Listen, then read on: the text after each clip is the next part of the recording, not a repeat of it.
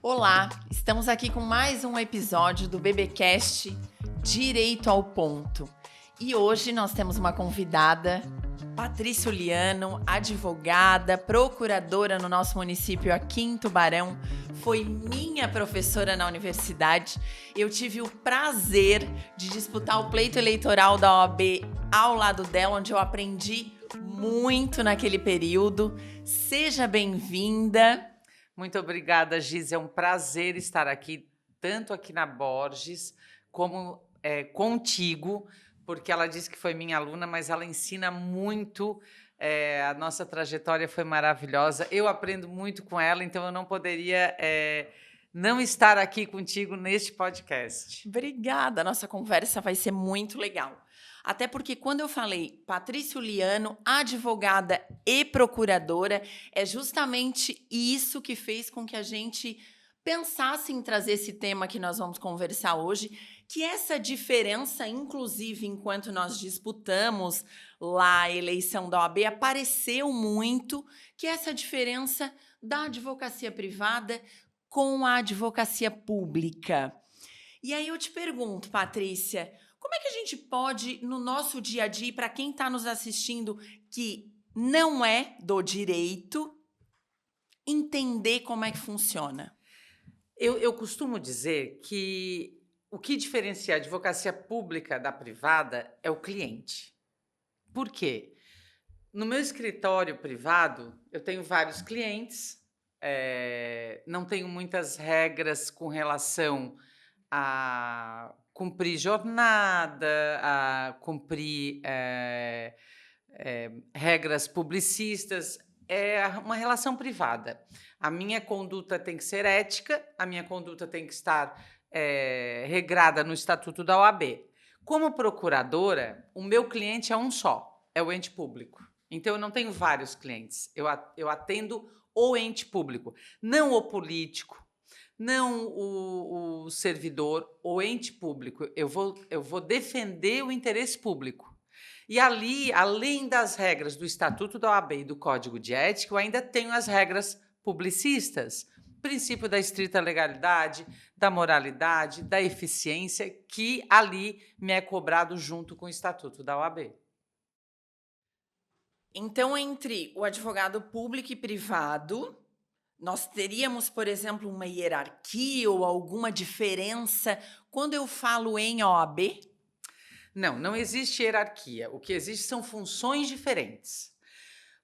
O que muitas pessoas pensam que o advogado público, que é concursado, a gente presta um concurso de provas e títulos, existe uma estabilidade. O que acontece que faz com que as pessoas, inclusive do ramo do direito, entendam como diferenciado ou como se estivesse num outro patamar. Não é.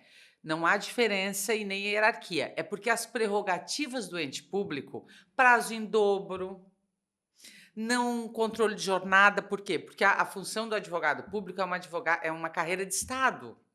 Como uma carreira de Estado, ela não pode estar sujeita, ela tem autonomia. Então, assim, ninguém pode dizer como que eu tenho que fazer, ninguém pode dizer, não, tu tens que estar aqui, para que eu tenha liberdade para defender a coisa pública, para que eu não fique sujeita a interesses políticos partidários, para que eu não fique sujeita a um determinado governante. Então, o governante que estiver fazendo o correto vai ter uma procuradoria com ele, né? Por quê? Porque vai coincidir o interesse público.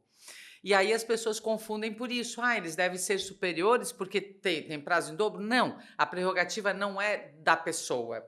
A prerrogativa é da função em razão da defesa do interesse público. E aí houve a tua menção de né, existe uma prova de títulos, existe um concurso público. Então, quem nos assiste, que está iniciando ou que tem vontade de, quero ser um advogado público, o que precisa fazer? Primeiro tem que começar a estudar bastante. Por quê? Porque a advocacia em si, para mim, é uma função muito difícil. Tem pessoas que não gostam de lidar com o público, tem pessoas que não gostam de fazer audiência, então tem que procurar uma carreira no direito que te permita trabalhar isoladamente, trabalhar no teu computador. A advocacia, ela exige um conjunto de atributos, tanto a advocacia privada como a advocacia pública. Então, não me basta ter o conhecimento técnico jurídico, eu tenho que ter habilidade para, numa audiência de instrução, se eu precisar fazer alegações orais, eu tenho que conseguir fazer isso, tanto como advogada privada como pública, os dois. Exato. Eu estou focando na advocacia pública em razão da pergunta que é: quem quiser ser advogado público? Por que eu sou advogada pública? Primeiro, que eu adoro a advocacia. Eu penso que a advocacia ela é desafiadora. Não raras vezes ela é uma profissão de heróis, como dizia Sobral Pinto, né? Por quê? Porque esse conjunto de atributos que tu tens que ter, tu tens que praticar todos os dias esses atributos. E na advocacia pública há muita concorrência. E aí, hoje, né? As pessoas querem concurso, as pessoas querem estabilidade, as pessoas querem ter uma tranquilidade, que parece que é tranquilo, não é tão tranquilo assim. Mas eu escolhi a advocacia pública porque eu não queria largar a advocacia privada. Então, eu escolhi um concurso, eu queria isso. Eu quero um concurso, eu quero ter uma estabilidade, eu quero ter uma tranquilidade. Eu venho de uma época em que a mulher, ela precisava se estabelecer, eu pensava dos meus filhos, num futuro, mas eu não queria deixar de advogar. Então, eu procurei um concurso que era compatível com a advocacia privada, que alguns não são. A magistratura não é, o Ministério Público não é, a Defensoria Pública não é, mas a advocacia federal, estadual e municipal permite. Compatível. Exatamente. E aí, no dia a dia, então vamos trazer um pouquinho para o dia a dia. O advogado público, e aí, como tu ocupa esses dois lugares, vamos dizer assim, tanto na advocacia privada quanto na advocacia pública, o teu dia a dia de peticionamento, como é que funciona? A primeira coisa, chega, toma um café, abre o EPROC. Tá no EPROC, começa a ver tabelinha de prazos, tal. Eu me organizo de uma forma que me permita não perder o controle de atuação. Por exemplo, ainda que não tenhamos controle de ponto, que não pode ter o advogado público, eu tento manter um horário. Por quê? Para eu não misturar. Para eu saber que aquele horário eu estou ali para atender as pessoas. Se um advogado quiser falar comigo, ele sabe que eu vou estar lá. Só não vou estar se eu estiver em audiência, se eu estiver no tribunal, mas eu tento manter aquele horário. A assessoria que trabalha comigo sabe, pode agendar naqueles horários que eu estarei ali. Para dar essa segurança e, na verdade, uma resposta para o contribuinte que precisa falar comigo. E aí, no outro horário, que não seria esse, eu atuaria na esfera privada. Desde a época da nossa campanha da OAB, eu digo que eu já fechei 31 anos de contribuição. Então, eu já estou tentando diminuir um pouco a advocacia privada, ficando na advocacia pública, que não vou deixar de advogar, mas diminuir um pouco. Por quê? Porque a jornada fica muito pesada, né? Ontem eu passei a tarde de audiências, eu tento já fazer as alegações orais para não ter prazo, porque é o prazo que eu chego na procuradoria, é o EPROC de procurador. Eu tenho 2 EPROCs. Eu entro ali, tem advogado, privado e depois procurador. Então, cada ambiente eu abro aqueles prazos e vou cumprindo prazos. Então, existe também... Porque na advocacia privada a gente tem muito a busca pelo resultado, né? Nós precisamos entregar um resultado. E na advocacia, ou gostamos muito, inclusive, de entregar um resultado positivo, então na advocacia pública tem isso também, de busca, de sustentar, Tem! Eu não sei, claro, que isso é uma questão também pessoal de cada procurador, né? De cada profissional. Eu vou falar por mim. Eu tenho um empenho no processo como procuradora semelhante ao da esfera privada. De buscar a tese, de não me contentar com... é mais um processo de indenização, é pequeno. Para mim, o dinheiro público é como se fosse cada 5, 6 mil reais, milhões. Porque aquilo ali sai do contribuinte, né? A coisa é pública. E as pessoas têm a mania de pensar que a coisa pública ela é infinita, que o poder público é uma fonte inesgotável de recursos, e se todo mundo pensar assim, inclusive quem busca a defesa desse dinheiro, vai, na verdade, impedir uma eficiência na atuação. Então, eu comemoro cada vitória como procuradora como se eu tivesse na esfera privada, sabe? Atuação numa alegações orais, uma sustentação no tribunal. Eu estava lendo as intimações do tribunal essa semana e falei assim para a assessoria: esse eu tenho que sustentar. Este eu tenho que sustentar. São teses que às vezes não são compreendidas. Hoje a gente tem a sorte aqui no nosso município que nós temos vara especializada.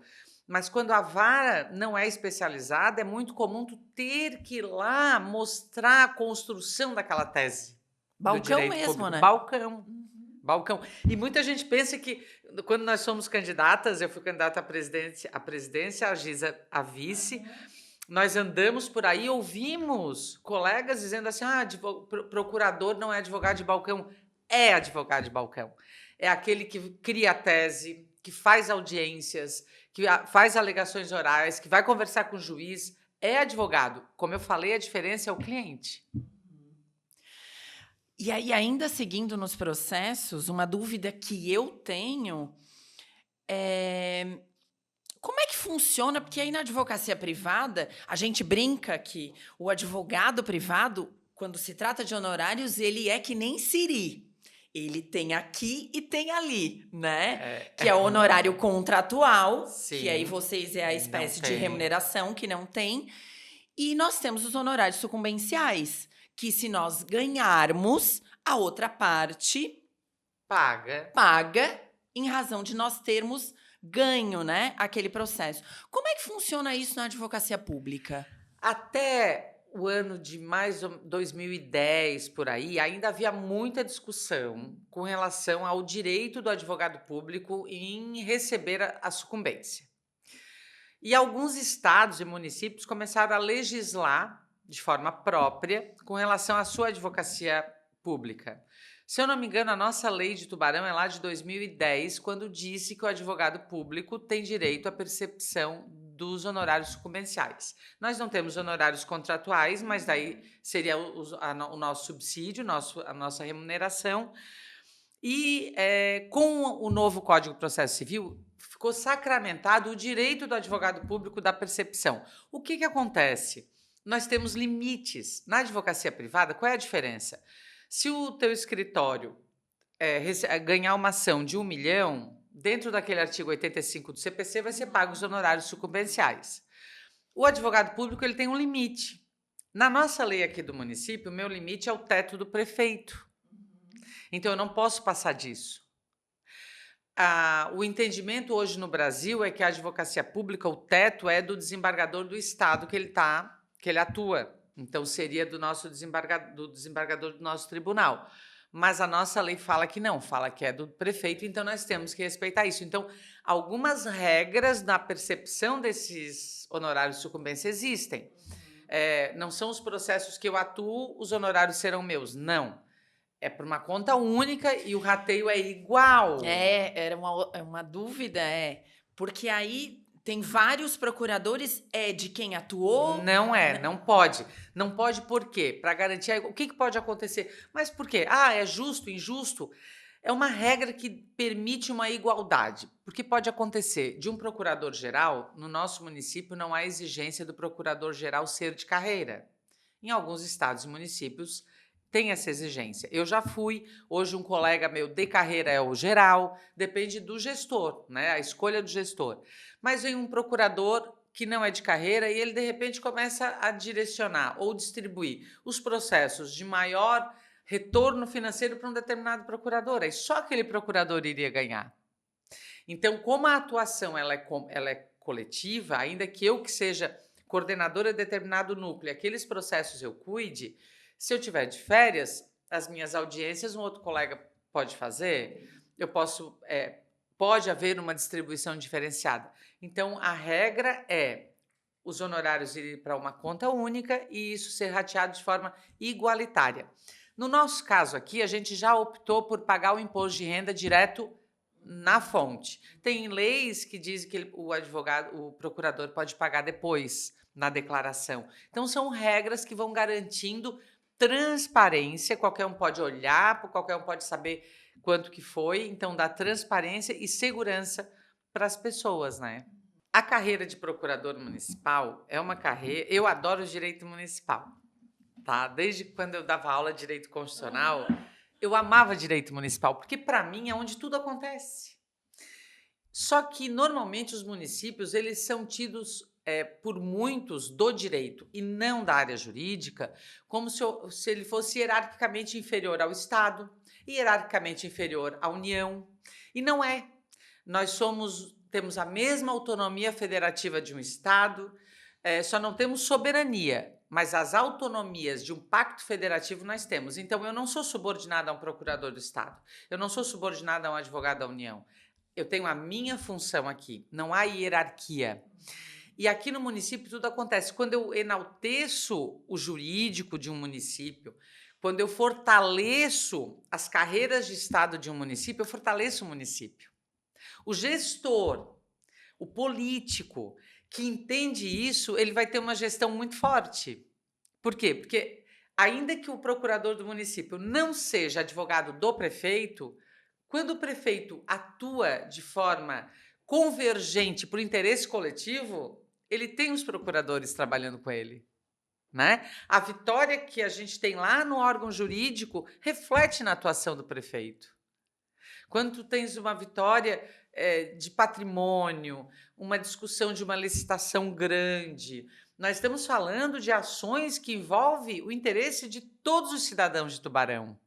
Ah, não, mas eu não me interesso com isso, eu me interesso só em pegar um medicamento. Medicamento tem ações judiciais. Ah, mas eu bati o carro e ontem fiz uma audiência de um acidente de trânsito onde foi imputada uma culpa para o município. E nós tentamos comprovar que aquela pessoa que sofreu o acidente não conseguiu mostrar a culpa do município, o nexo causal de que o acidente realmente ocorreu por causa de uma omissão do ente público. E quando identificamos isso, o município paga. Isso sai dos cofres públicos e a gente tem a obrigação, como procurador, de informar isso à autoridade, que ela precisa tomar uma providência. Ah, não estamos sinalizando bem as obras. Precisamos sinalizar as obras. Porque se ocorrer um acidente, eu preciso que isso não seja uma culpa do ente público para que não haja um prejuízo nos cofres no pagamento de uma indenização. Maravilhoso. Né? Maravilhoso. Te agradeço. Obrigada. É uma honra te receber aqui. Ah, nossa, eu que fico conversar honrada. sobre isso e conseguir levar um pouquinho para quem está nos assistindo dessa diferença, de como é que funciona. É muito bom te ouvir falar com tanto amor desse lugar que tu ocupas, da forma com que tu conduz esse lugar, com inteligência, porque isso a gente acaba vendo muito na advocacia privada, por isso que eu te questionei sobre esse resultado, e eu sinto e vejo que tu conduz isso com muito amor. Ô, Giza, assim, ó, eu amo a minha profissão, tanto a advocacia privada como a pública. Na pública, às vezes a gente consegue ter um retorno maior. Em que sentido? De fazer as coisas pelo coletivo. Na advocacia privada, eu cuido daquele cliente e dos meus honorários. Na advocacia pública, não raras vezes eu estou cuidando do coletivo. E eu tenho uma satisfação enorme de exercer essa função. Eu me sinto honrada em ter feito um concurso público, em ter sido aprovada. Eu fui aprovada em primeiro lugar no meu concurso. É uma honra para mim, não é exibicionismo. Não estou falando para me aparecer, não.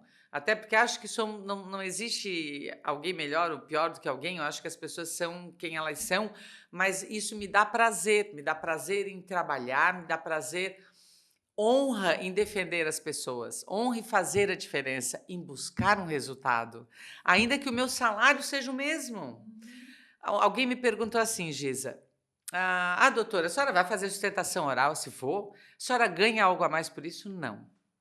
Nenhum real. Às vezes eu perco em tese, financeiramente, porque eu fico um dia inteiro e aí eu acumulo aquele trabalho daquele dia para outro dia, mas eu preciso buscar eficiência, ainda que o resultado não dependa de mim, ainda que o resultado vai depender de alguém que vai julgar.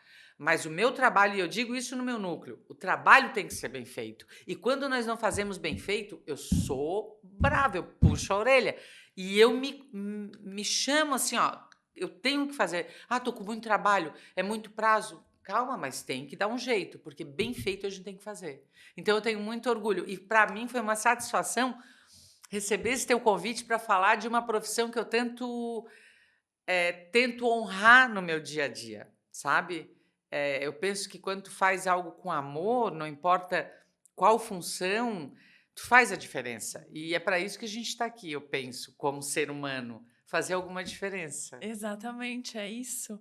Obrigada, é um prazer dividir não essa tarde contigo, mas tantos outros momentos que a gente já viveu e que ainda virão. Geisa, eu te agradeço muito, agradeço a Borges e Bittencourt, que eu sei que tu tens levado de uma forma incrível, uma empresa de tanto tempo.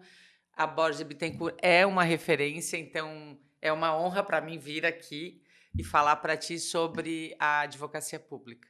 Obrigada. Obrigada. Gravaremos outros. Vamos. Obrigada a você que nos assistiu até aqui.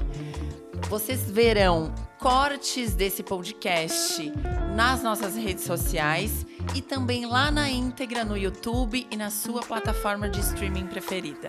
Obrigada.